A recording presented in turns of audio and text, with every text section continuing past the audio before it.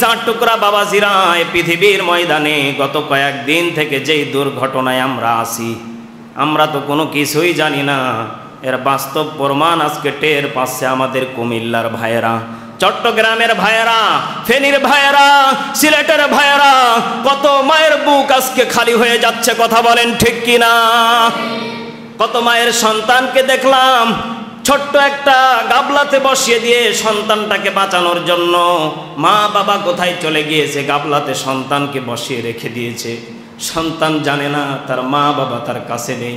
ছোট্ট বাচ্চা গাবলাতে বসতে পেরে টুকটুক করে হাসতেছে, আহারে। আবার কত সন্তানকে দেখি বিল্ডিং এর ঘরের নিচে পানিতে হাবুডুবু খাচ্ছে। নিজের শরীরটার খেদমত নিতে হবে সে জানে না, সে বোঝে না। ছোট্ট মানুষ চোখের পানিগুলি ফেলে না, হাসতেছে। ও বোঝে না আমি একদিন মারা যাব, আমি যদি মারা যাই কেউ আমার দেখার নেই। এইরকম বাস্তব ঘটনা আজকে বাংলার জমিনে ঘটতেছে কি ঘটতেছে না বলেন তো দেখি? এই দুনিয়াতে যদি কিয়ামতের আলামত আপনি যদি দেখতে চান, আপনি এখন সিলেটের দিকে দৌড়ান। কত বাবা আজকে রাস্তাতে পড়ে আছে, কত মাদ্রাসার হুজুরদেরকেও দেখতেছি একতলা দুইতলা পানিতে ভরপুর, তিনতলাতে আছে।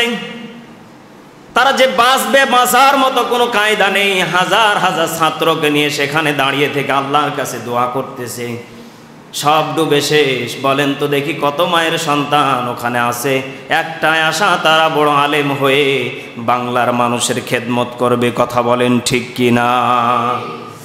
এ আশা যদি ভেঙে যায়, এ মানুষগুলি যদি, এ বাচ্চাগুলি যদি মারা যায় পানিতে ডুবে, দোষ কার? আরো জোরে বলেন।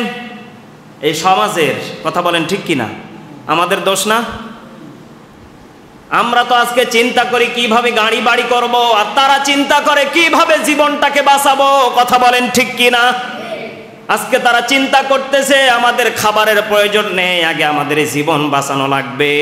বাড়ি গাড়ির প্রয়োজন নেই, গরু ছাগল সব ভেসে চলে যায়। তাদের একটাই চিন্তা চেতনা, আমার জীবনটা ফিরিয়ে পাওয়া লাগবে। আল্লাহ পাক বলেন, বালিল্লাহু মাওলাকুম, এই মুহূর্তে আমি আল্লাহ তোমাদের সাহায্যকারী হিসাবে দাঁড়াতে পারি। ওহুয়া খায়রুন নাসিরিন, এই মুহূর্তে আমি আল্লাহ ছাড়া আর কেউ তোমাদের পাশে দাঁড়াতে পারে না। কিন্তু বান্দা পারো, তোমাদেরকে আমি আল্লাহ বিবেক দিয়েছি, বুদ্ধি দিয়েছি, জ্ঞান দিয়েছি, দেই নাই? বলেন বলেন, দিয়েছে?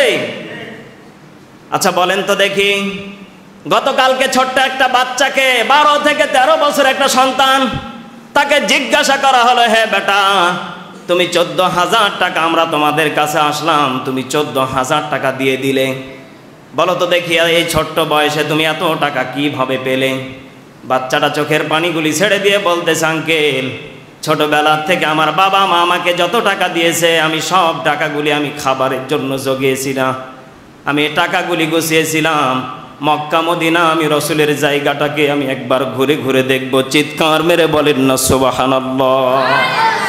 এই বাচ্চাটা চোখের পানি ছেড়ে দিয়ে বলতেছে, আঙ্কেল আমি মক্কা মদিনা যাওয়ার জন্য আমি বড় নিয়ত করেছিলাম, আমি খাবার 10 টাকা দিলে 2 টাকা রেখেছি, 8 টাকায় জমা করে রেখে দিয়েছি।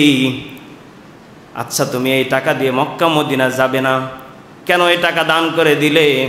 বাচ্চাটা বলতেছে, আঙ্কেল সিলেটের মা বোনেরা যদি আমার এই টাকার দ্বারাতে যদি বেঁচে যায়, একটা মায়ের যদি কোল ফিরে আসে, এই টাকার দ্বারাতে যদি কুমিল্লার একটা সন্তানের যদি কোল ফিরে আসে, চট্টগ্রামের যদি একটা এই টাকার বিনিময়ে যদি একটা মায়ের দাদার যদি আমার বুকে যদি ফিরে আসে, যদি প্রাণে বেঁচে যায়, আমার এই টাকা দিয়ে কি হবে? আমি বেঁচে থাকলে বড় হলে আবার মক্কা মদিনা যেতে পারবো, সমস্যা নাই। আল্লাহু আকবার বলেন না কেন? আমার মুসলমান বাবাজিরা খেয়াল করে দেখেন, আজকে আমাদের টাকা আছে, বাড়ি আছে, গাড়ি আছে, বুদ্ধি আছে, ব্রেন আছে, কিন্তু আমরা তাদের দিকে তাকাই না। হারে গতকালকে রাত্রিবেলা একটা ভিডিও দেখলাম, 22 বছর একজন যুবক হাওমাও করে কান্না করতেছে, চিৎকার পাড়তেছে, তার চোখের পানিগুলি দেখে আমি সহ্য করতে পারি নাই। আহারে ওইটা যদি আমি হইতাম, আমার পাশে কে থাকতো, কে দাঁড়াতো? মাগুলিকে দেখি কোলে করে করে বৃদ্ধ মাদেরকে নিয়ে যাচ্ছে, পানিতে টেনে নিয়ে চলে যায়, রসা টানিয়ে দিয়ে বেঁধে বেঁধে যাচ্ছে। আহারে বড় কষ্ট লাগে, চোখের পানি ধরা রাখার মতো না।